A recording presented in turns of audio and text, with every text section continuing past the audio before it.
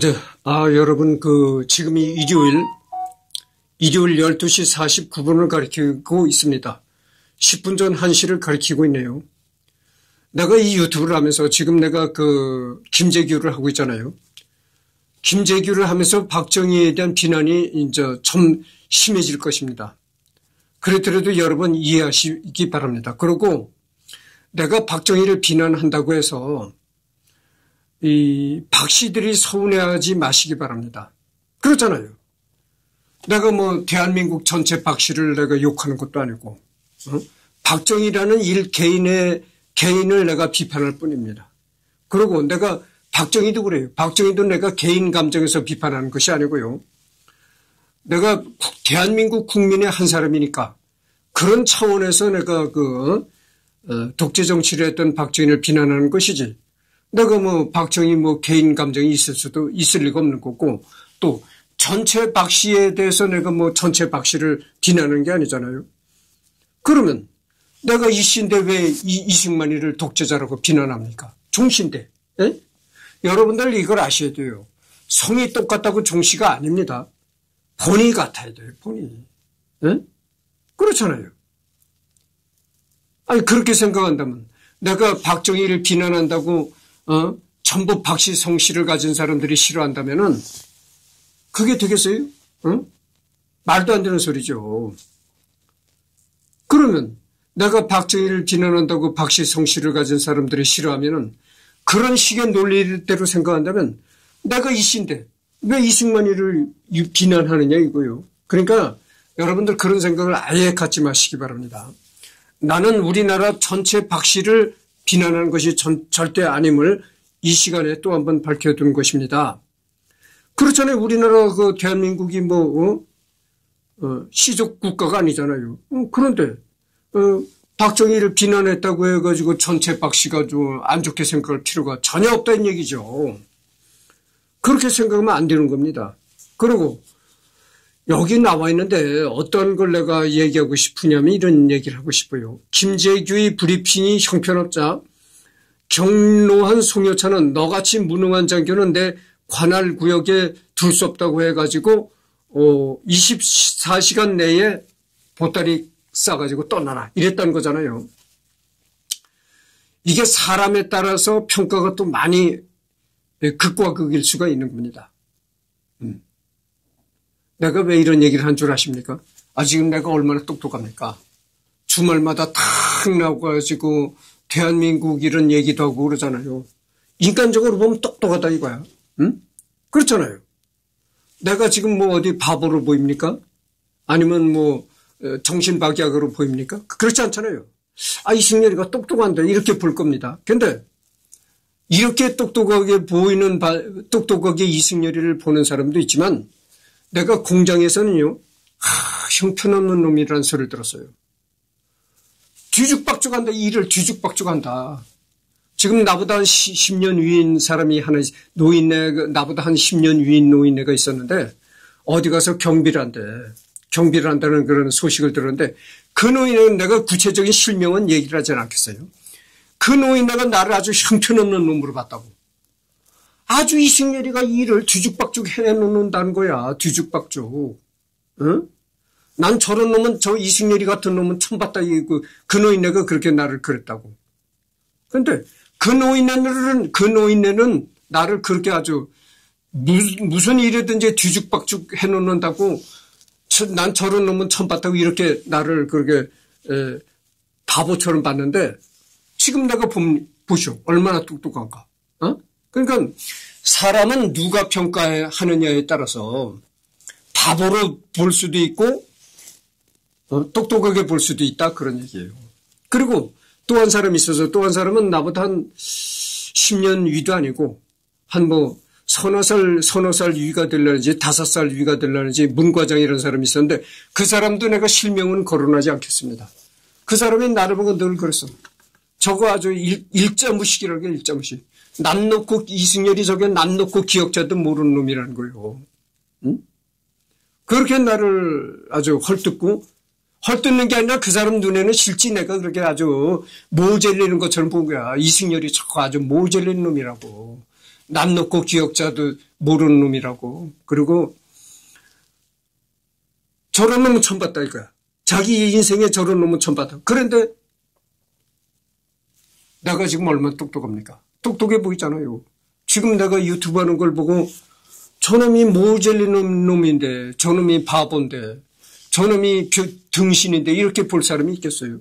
그러니까 내가 얘기하고 싶은 건 뭐냐면은 사람에 따라서 아주 극히 별것도 아니게 평가하는 사람이 있고, 또 어떤 사람은 어떤 사람은 김재규를 적게 평가한 사람이 있는 반면에 이 송효찬이 같은 사람은 아주 김재규를 나쁘게 평가했다 이런 얘기예요. 그러니까 누가 어떤 사람이 예를 들어서 A라는 사람이 B라는 사람을 아주 그 바보 같은 놈, 일자무식인 놈 이렇게 평가했다고 해서 그 사람이 진짜 바보라든지 일자무식이라든지 그런 거는 있을 수가 없다 이런 얘기예요. 그렇게 바보라고 손가락질하고 일자무식이라고 손가락질했던 사람이 다른 데서는 또 똑똑하게 보일 수도 있다 이런 얘기예요. 응? 그래서 사람이 누구를 어떤 사람이 평가하느냐에 따라서 극과 극으로 차이가 날 수도 있다 이거예요. 그래서 여러분들 어떤데 대기업 입사시험 같은 데 가면은 그러니까 초년병 입사시험을 치르는 그런 심사위원들이 입사시험을 판독하는 심사위원들이 한 명이 아니라 여러 사람이 이렇게 앉아서 종합적으로 평가하는 것입니다. 사람마다 평가가 다 달라지기 때문에 이 여러 명이 필요한 것이죠. 그렇잖아요. 한 사람이 앉아서 평가를 하면 그렇게 똑똑한 사람도 나쁘게 평가가 나올 수 있는 겁니다. 내가 그래요. 내가 이렇게 똑똑한데도 내가 인간적으로 이렇게 똑똑한 사람인데도 저놈 아주 쓰레기 같은 놈 저거 못쓸 놈인데 이렇게 얘기하는 사람들이 있었어요. 나하고 아주 상대도 안 하려고 했어서 나를 저게 뭐 아주 일을 엉망진창을 해놓고 아주 못쓸 놈이라고 이렇게 해가지고 나를 상대도 안 하려고 했던 나보다 10살 위인 노인네라고 얘기를 했잖아요. 그렇다니까. 그렇게 사람에 따라서 평가가 극과 극이 나오는 거야. 그러니까 여기서 내가 얘기하고 싶은 게 내가 왜 이런 얘기를 꺼내는 거 아니. 송효찬이라는 사람이 김재규를 이렇게 나쁘게 평가했다고 해가지고 김재규가 바보다 이렇게 곧장 생각하지 말라 이런 얘기예요. 사람에 따라서 극과 극으로 평가가 엇갈릴 수가 있는 거예요. 그렇잖아요. 그래서 송효찬은 너 같은 무능한 놈은 내가 처음 봤다. 당장 짐 싸가지고 나가라. 이런 반면에 이종찬 장군 같은 사람은 그래도 김재규가 사리사욕 없고 이런 인물이다 해가지고 그대로 이종찬이가 활용을 하고 그랬단 얘기죠. 그래서 내가 여기서 그래서 그런 얘기를 하고 싶은 겁니다.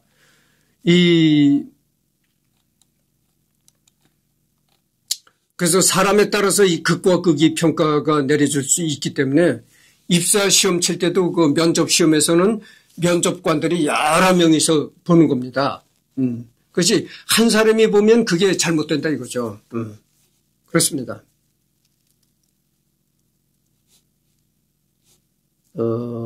대한뉴스 그래서 내가 말이죠. 내가 왜 유튜브를 하는 거 아니? 내가 지금 내가 아주 솔직히 얘기를 하는 겁니다. 유튜브 하는 게 내가 큰 취미입니다. 그래서도 내가 하겠지만 내가 공장에서는 그렇게 내가 못된 놈이고 바보 천치고 백치고 아무 생각 없이 살아가는 놈이라는 거예요. 이승열이가. 그렇게 아주 천치 바보가 이승열이라는 겁니다. 그렇게 공장에서 계속 나를 천치 바보니 백치니 저게 모자라는 놈이니 계속 이런 얘기를 들어가지고 내 피하라는 차원에서 내가 유튜브를 하는 겁니다. 그러니까 여러분들 직장이 중요하긴 하죠. 직장이 중요하긴 한데 인생에 있어서 직장이 전부가 아닙니다. 그러니까 직장에서 나를 자꾸 이렇게 바보로 만들고 미화로 만들고 하면은 직장 외에 나와서 이렇게 나를 피하래라 이거예요. 그래서 내가 유튜브를 하는 겁니다. 더. 내가 뭐 조회수도 별로 안 나오고 하는데 계속 유튜브를 하잖아요. 그게 뭡니까? 결국은 내 PR을 하기 위해서 유튜브를 하는 겁니다. 내가 이렇게 똑똑한 사람이다. 바보 천치가 아니다. 배치가 아니다. 나도 이렇게 생각하는 면이 많은 사람이다. 이런 걸 스스로 자랑하기 위해서 내가 그러니까 스스로 내 PR을 하기 위해서 유튜브를 하는 거다. 이런 얘기예요. 그런 목적이 크다 이런 얘기. 그래서 내가 이 유튜브가 나오기 전에는 또 그 블로그라는 걸 또 했었습니다. 그래서 나는 그래 블로그가 나오기 전에 블로그라는 건 이제 뭐 네이버라든지 이렇게 큰 IT 업체에서 블로그를 하잖아요. 블로그를 하기 전에 내가 개인적인 그 홈페이지를 만들어서 또 했던 적이 있었어요.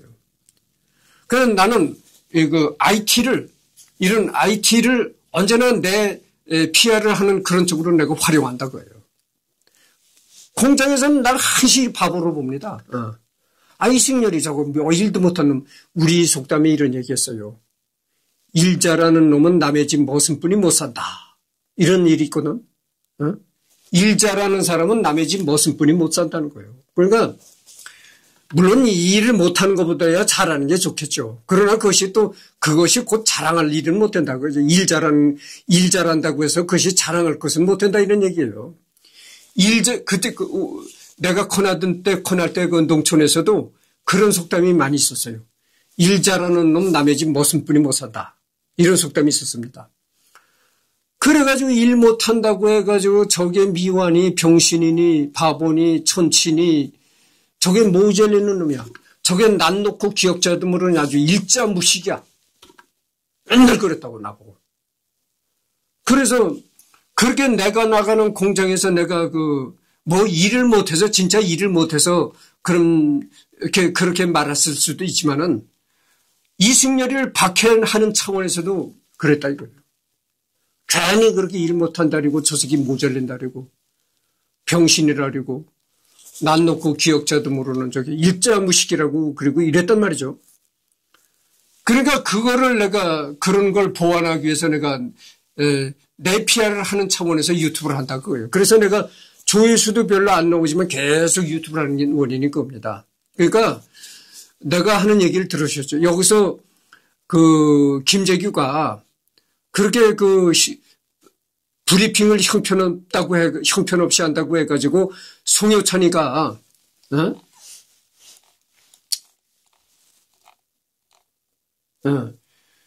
송효찬이가 그렇게 김재규를 비난했다고 하는데 그렇다고 해가지고 김재규가 바로 그 무능한 사람이었다 이렇게 평할 수는 없는 겁니다.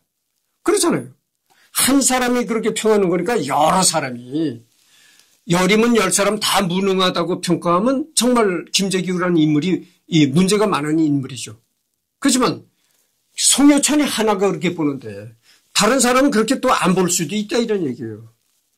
그 점을 미리 여러분들한테 아시고 이런 거를 올바로 이해해 주시기 바랍니다. 그 다음에 12.6 사건이라고 나옵니다. 12.6 사건. 1979년 10월 26일 금요일 오후 7시 40분. 그러니까 20분 전 8시니까 저녁 8시가 다 돼가는 시간에 이제 12.6 사건이 터진 겁니다. 여기 보잖아요. 이렇게 보입니다. 서울특별시 종로구 궁정동 중앙정보부 안전가옥 나동 건물 2층 연회장. 이 건물이 지금의 철거가 되었죠. 네. 사건 현장인 나동은 이듬해인 1980년에 철거되었다. 가해자는 김재규, 박선호, 박흥주, 이기주, 유성옥, 김태원. 피해자는 박정희, 사건 당시 대한민국 대통령 차지철, 사건 당시 대통령 경호실장 정인영, 안재성, 김용섭, 김용태. 차지철을 잠깐 넘어가 봅시다. 이 사람이 차지철인데 경기도 이천군 마장면 오천리에서 태어났고 사망은 1979년 10월 26일 44살에 사망했다. 이렇게 돼 있네요. 그러니까 44살에 김재규의 총에 사망했는데, 여러분, 그 44살이니까 44살에 참 이렇게 내가 지내놓고 생각을 해보면 44살이 참 어린 나이라고 할 수가 있는데 44살에 죽었습니다. 연한 차씨 이렇게 나오네요. 대한민국 군인 정치인 제4공화국 박정희 유신 정권에서 1974년부터 1979년까지 대통령 경호실장을 역임하였으며 당대 정권의 실세로 통했다. 12.6 사건에서 박정희 대통령과 함께 김재규 중앙정보부장에게 저격되어 사망했다. 군인 시절 만난 이화여대 국문과 출신 송희성과 초선 의원 시절 결혼했으나 얼마 되지 않아 이혼했다. 차지철의 측근들은 이 이혼이 송희성이 복잡한 남성 문제 및 시어머니 부양 거부 때문이라고 주장하고 있지만 신빙성이 부족하다. 이후 송희성은 고향 인근인 광주 옥천중학교에서 교사로 일했고 광주 YWCA 이사로 활동하던 중 남편인 전남대학교 교수 노희권과 함께 5.18 민주화 운동에 참여해 수감되게 됐으며 차지철과의 관계를 평생 감추려고 했다.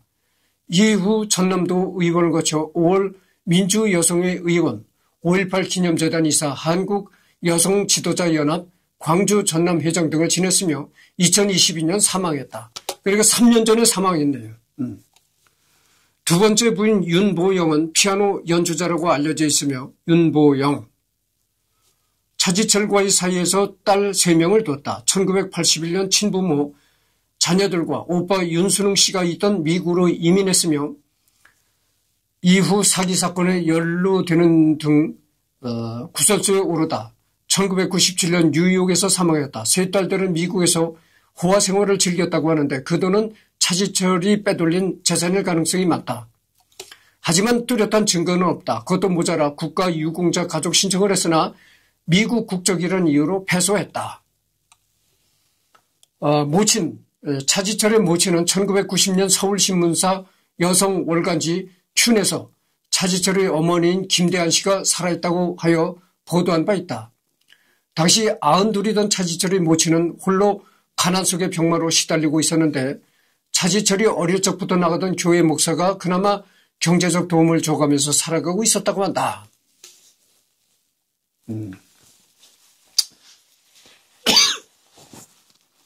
더 이상 깊게 들어가지는 않겠습니다. 지금 시간이 어디까지나 차지철이라 하는 시간이 아니거든요. 지금은 어디까지나 김재규가 주인공인 그런 시간이다 이거죠. 그래서 이제 지나가겠습니다.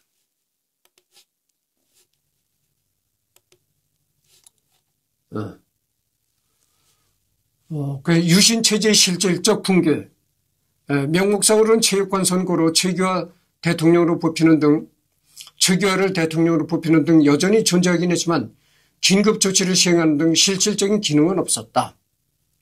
그가 이게 무슨 얘기냐면은 김재규가 박정희를 죽인 후에도 여전히 그 유신적인 잔재가 남아 있었다 이런 얘기죠. 그래서 여전히 유신적인 방법으로 최규하도 장충체육관에서 선출했다 그런 얘기죠. 그렇지만 여전히 유신적인 잔재는 남아 있었지만 어찌됐든 간에 실질적으로는 유신은 이미 멸망을 했다 이거죠. 유신체제의 실질적인 붕괴 여기에도 나오잖아요. 완전히 유신체제는 박정희가 죽음으로써 이제 멸망한 거다. 1212 군사 반란 발발. 서울의 봄 이후 신군부의 집권. 그렇습니다. 그래서 이제 12.6 사건 또는 12.6 사태는 1979년 10월 26일 저녁 7시 40분경 서울특별시 종로구 궁정동의 중앙정보부 안전가옥 나동건널 2층 연회장에서 김재규 중앙정보부장 및 그의 부하 경호원들이 박정희 대통령, 차지철 경호실장 외 4명을 권총 저격으로 살해한 사건으로 2024년 현재까지 대한민국 역사상 유일한 대통령 피살 사건이다. 원인.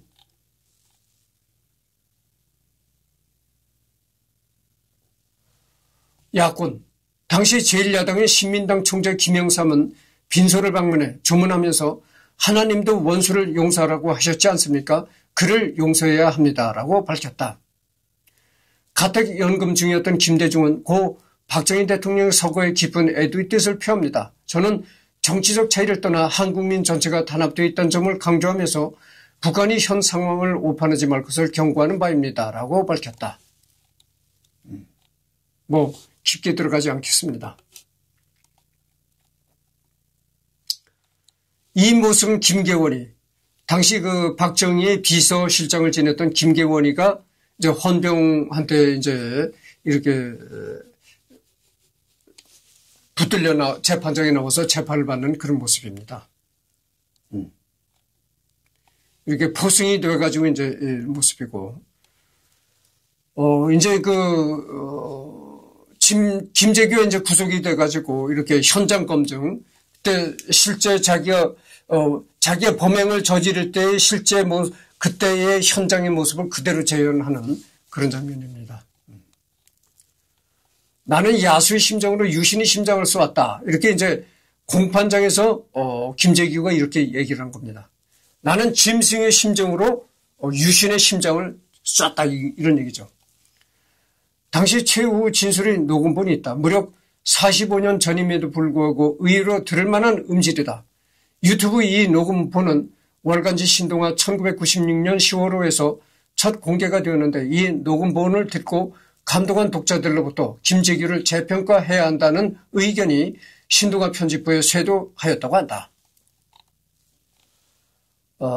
그래서 이제 이 월간지 신동아에서 1996년 10월호에 이 김재규의 육성이 녹음된 그게 처음으로 공개가 됐다는 겁니다. 그래서 45년 전에 녹음한 것인데도 불구하고 상당히 음질이 그래도 들을만 했다. 그런 얘기죠. 그래서 김재규가 최후 진술한 그런 녹음을 신동아 독자들이 듣고 나서 야, 이런 걸 듣고 보니까 진짜 김재규를 재평가해야 된다. 김재규가 마냥 죽일 놈이고 마냥 배은망덕한 놈이 아니고 진짜 역사적으로 김재규가 재평가되어야 된다. 이렇게 의견을 표시한 독자들이 많았다. 이런 얘기입니다. 지금도 그렇지만 예전엔 인맥의 영향력이 더 컸다. 박정희와 고향 후배이며 육사 동기라는 김재규는 그야말로 대통령의 신복이었다. 하지만 김재규는 1979년 10월 26일 종로구 궁정동 안가에서 박정희 대통령과 청와대 대통령 경호실장 차지철을 PPK 권총으로 공격, SNW M36으로 저격하여 암살했다. 이것이 이른바 12.6 사건이다. 대통령 경호실장 차지철이 경호원들과 함께 현장에 동행하고 있었음에도 불구하고 대통령의 최측근인 중앙정보부장이 대통령을 저격할 줄로는 생각하지 못한 경호팀은 무력했고 그들 모두 중앙정보부 요원들에 의해 제압당했다. 내가 잠깐 앞에서 얘기한 그 얘기로 되돌아가 봅시다. 그래서 내가 내 PR을 하기 위해서 유튜브를 한다고 그랬잖아요. 그래서 이 유튜브에서 계속 내가 내 PR을 했기 때문에, PR을 하고 있기 때문에 내가 내 PR을 한다고 얘기를 안 해도 이렇게 정부 얘기, 김재규 얘기 이런 걸 해나가다 보면 이승열이 저놈이 똑똑한 놈이로구나 이렇게 생각할 수밖에 없다 이런 얘기죠. 그게 바로 PR이다 이런 얘기예요. 직접적으로 내 자랑을 하질 않아도 다른 사람이 얘기를 진행하는 과정에서도 은근히 내가 내 PR이 된다 이거죠. 이승열이가 바본 공장 사람들이 이승열을 하도 바보 취급을 해서 난 이승열이가 정말 바본 줄 알았더니 그게 아니로구나. 그게 아니로구나. 이렇게 생각이 된다는 거죠. 그게 내 PR이다, 그거죠. 그래서 내가 이렇게 유튜브를 계속함으로써 상당한 PR 효과를 내가 보고 있다. 이렇게 말씀드립니다.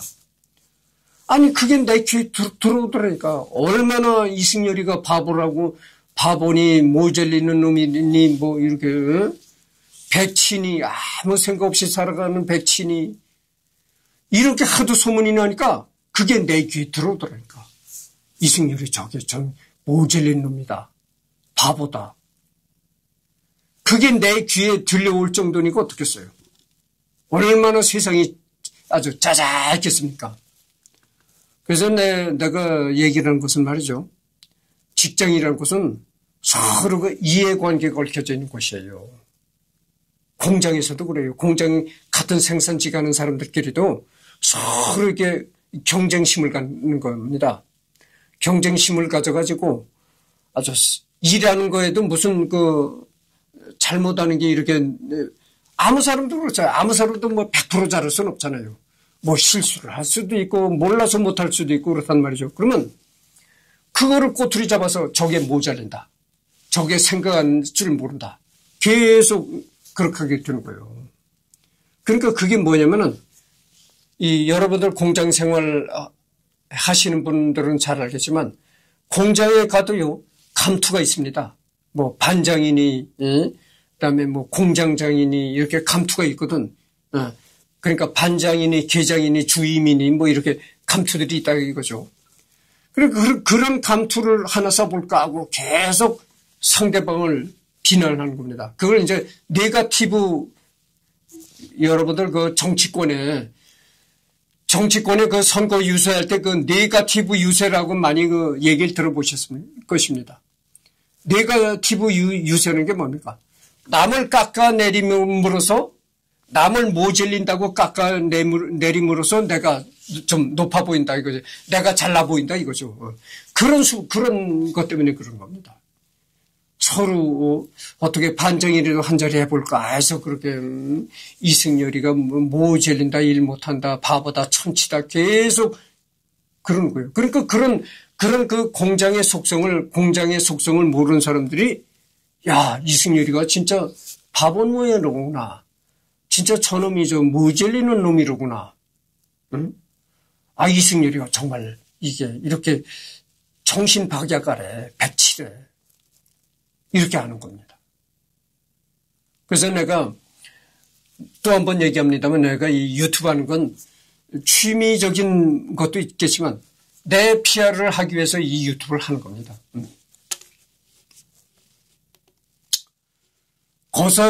지금 27분을 경고했거든요. 거사에 성공한 김재규가 이동한 곳은 엉뚱하게도 중정이 아닌 대한민국 육군 본부였다. 만약 김재규가 중앙정보부로 향했었더라면 역사는 크게 달라졌을 것이라는 게 지금까지도 중론이다. 암살 장소인 안가는 중앙정보부의 완전한 통제하에 있었으므로 부장인 그가 마음만 먹었다면 자신이 박정희를 죽인 사실을 은폐하고 불순 세력의 소행으로 몰아가 국무위원과 장성들을 깨끗하게 속이는 것이 얼마든지 가능했기 때문이다. 그런 후에 사태를 수습을 빌미로 자신이 정권을 장악하는 시나리오를 써갈 수도 있었다. 지금도 이런 얘기가 많습니다. 김재규가 박정희를 저격한 후에 정승화하고 같은 차에 타고 정승화가 김재규한테 물었다는 거예요. 어디로 가시겠습니까? 그러니까 중앙정부로 가지 말고 육본으로 갑시다. 이랬다는 거예요. 그래서 거기서 이제 참 육본에 자기 자신이 체포될 줄도 모르고 육본으로 가가지고 체포되었다. 그렇지 않고 중앙정보로 차를 몰고 갔었더라면은 정말 사태를 완전히 장악하고 차지철이가 그 각하 박정희와 말다툼을 벌이고 총을 쏘다가 차지철이가 총을 쏴서 박정희를 죽이고 자기도 자살했다. 그러니까 차지철이 소행으로 몰아가면서 자기는 이제 차지철과 각하의 싸움을 말리다가 이렇게 자기까지 이렇게 온몸에 피투성이가 되었다. 등등 이렇게 완벽하게 각본을 짜가지고 몰아가서 완전히 사태를 자기가 이제 통제하고 자기가 대한민국 대통령으로 그렇게 등극할 수도 있었다. 이런 얘기를 합니다. 근데 그게 그렇게 쉽지 않아요. 만약 김재규가 중앙정보부로 갔다고 해도 중앙정보부로 차를 몰고 갔다고 해도 자기가 권력자가 되기는 쉽지 않다고 하죠. 거의 불가능합니다. 그게 왜냐면은 여러분들 말이죠. 이 차지철이가 박정희를 죽이는 걸 누가 봤습니까? 첫째는 김계원 비서실장이 본 얘기. 대통령 비서실장을 지냈던 김계원이가 본 겁니다. 거기 또 본 사람이 누가 있습니까? 그 가수, 여자 가수 그 2명이 봤잖아요. 응? 그런 거죠. 그리고 거기에 또 누가 그 김재규 부하, 중앙정보부 직원들 그 김재규 부하, 뭐 박선호 뭐 여러 사람 있잖아요. 그 사람도 김재규가 했다는 걸 알잖아요. 그러니까 이 김재규가 저지른 범행이라는 것을 거의 대부분 알고 있는데, 그거를 입막음 시키기가 힘들다 이런 얘기예요. 그걸 다 입막음을 시켜야 되거든요. 김계원이도 입막음을 시켜야지. 거기에 그 여자 가수 2사람도 입막음을 시켜야 하고, 중정부 자기 부하들도 입막음을 시켜야 되는데, 그게 쉬운 노릇이 아니다, 그죠. 그리고 중앙정보부에 가서 자기가 중앙정보부장 그 권한으로 뭐 정승호하고 이렇게 해서 계엄을 선포할 수 있었을까? 그거는 또 다른 문제가 있다 이런 얘기죠. 정승호가 육군참모총장이라고 하지만 계엄을 육군참모총장 일 개인의 마음대로 계엄을 할 수 있는 것이 아니거든요. 계엄을 하려면은 어떻게 되냐면은 육군참모총장도 동의를 해야 되겠지만 우선 국방부 장관이 동의를 해야 되는 겁니다. 국방부 장관이 동의를 해야 되고 국방부 장관만 해서 됩니까? 대통령 권한대행 최규하가 또 그래서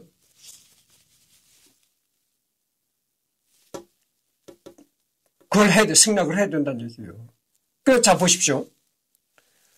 정승호가 승낙을 한다 그래도, 그 다음에 또 국방부 장관이죠. 국방부 장관이 승낙한다 그래도, 그 다음에 대통령 권한대행이 승낙을 해야 된다. 최종적으로. 그러니까 벌써 몇 단계입니까? 정승호 하나만 가지고 이 계엄을 선포할 수 있는 것이 아니거든. 그러니까 그렇게 여러 단계를 거쳐야 되는데 그 여러 단계를 거치다 보면은 이것이 김재규가 박정희를 쐈다는 것이 탄로가 날 수도 있는 겁니다. 그러니까 여러분들 말이죠. 김재규가 육군본부로 향하지 않고 자기 중앙정보부로 향했다 하더라도 김재규가 대통령이 되려면은 무수한 어려움이 많다 이거예요. 거의 불가능하다고 난 봅니다. 그래서 김재규가 중앙정보부로 가서 뭐 사태를 이렇게 자기가 이렇게 컨트롤할 수 있었다 해도 여러 가지 난관이 있는 겁니다. 그래서 김재규는 중앙정보부로 차를 몰고 중앙정보부로 갔어도 역시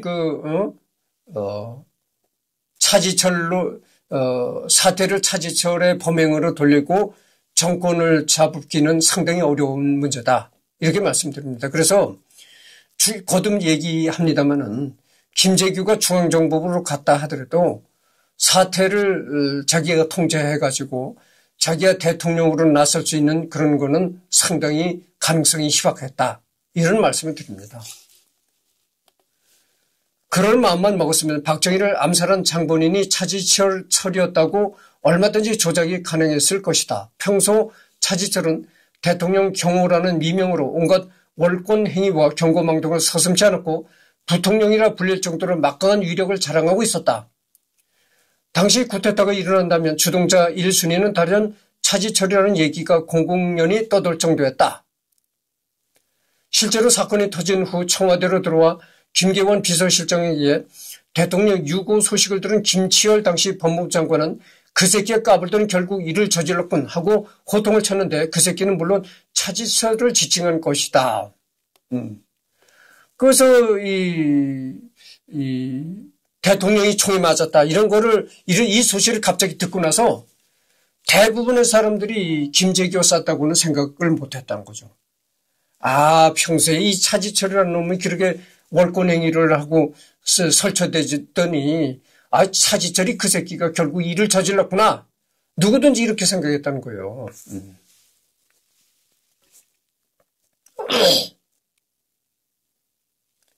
그만큼 차지철은 그만큼 김재규는 평소에는 아주 인간적이고 순리를 중시하고 이런 합리적인 성품을 가진 사람이 김재규였다 이런 얘기죠. 하지만 김재규는 자신의 힘이 미치지 못하는 육군본부로 이동하여 결국 사태를 장악하지 못하고 체포된다. 김재규가 육군본부로 간 이유에 대해서는 여러 가지 추측이 나오고 있다. 대통령이 그늘 밑에서만 권력을 휘둘렀을 뿐 대통령 사망 후에는 특별한 권한이 없는 중앙정보부장으로서는 비상계엄 상황에서 특권을 휘두르는 군부의 협조가 절실하므로 이를 얻기 위해 육군본부로 갔을 거라는 설. 특히 당시 육군참모총장이었던 정승화는 김재규와 원만한 관계였으므로 그에게 자신의 박정희 저격을 알리고도 그의 협조를 받아낼 수 있으리라 오판했을 가능성이 높다는 것이다. 그러나 군부는 기본적으로 박정희 정권을 강력히 지지하는 세력이었고 박정희 암살자에게 협조하여 그의 정권 획득을 도울 장성이 있었을는지는 의문이다. 게다가 김재규는 당시 군의 자기 인맥이라고 볼 수 있는 장군을 거의 만들지 못하고 있었다. 그렇죠. 김재규는 월권 행위를 전혀 안 하고 자기 본래의 임무에만 충실하는 사람이었었다 그러잖아요. 그리고 김재규가 현직 장성들한테 전부 인맥을 만들 수는 없었다고 하죠. 그렇잖아요. 중앙정보부장이라는 게 자기 본연의 중앙정보부장 임무에만 충실했었는데 김재규가 어떻게 군대 장성들하고 어떻게 인맥을 형성할 수 있었겠어요.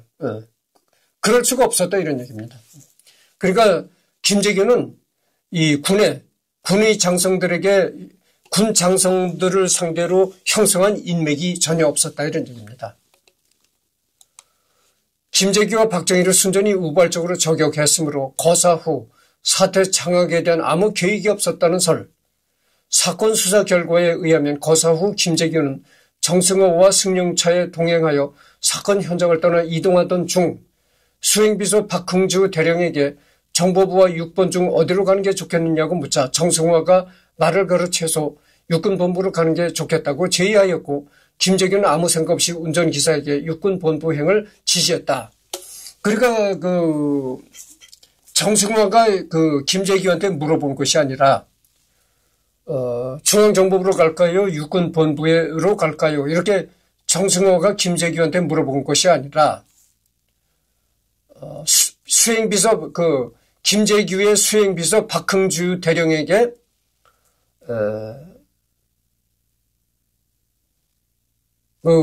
정승화가 물어봤던 거죠. 정승화가 김재규 비서 박흥주에게 물어봤다는 거죠.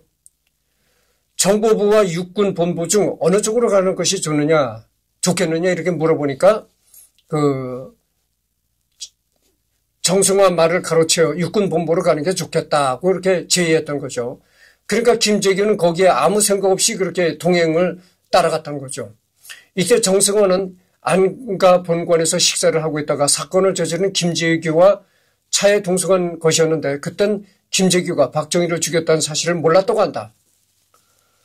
당시 김재규가 육본으로 갈 땐 신발도 신지 못하고 박흥주 대령의 구두를 빌려 신을 정도로 우왕좌왕했던 행동, 그리고 얼마든지 선동이 가능했음에도 많은 정보를 비밀로 하다가 계엄 명분 확보에 실패하는 모습을 보면 이 견해도 설득력은 있다.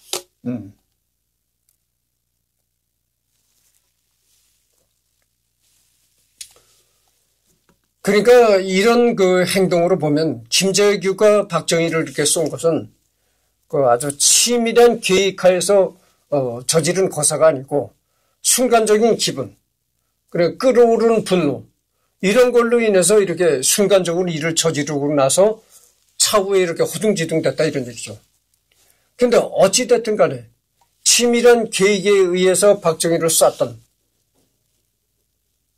그렇지, 치밀한 계획에 의해서 박정희를 쐈든지, 아니면은 정말 순간적인 분노, 끓어오르는 분노 때문에 박정희를 쐈든 간에, 어찌됐든 간에 김재규는 그 유신 독재를 끝낸 영웅이면은 확실하다 거죠. 그것이 뭐 우발적이든 계획적이든 그거를 떠나서 유신 독재를 멸망시킨 그런 그 영웅이면은 틀림이 없다. 이런 말을 하고 싶습니다. 이번 시간은 이것까지 여기까지 하고 다음서부터는 이제 여기서 또 하도록 하겠습니다.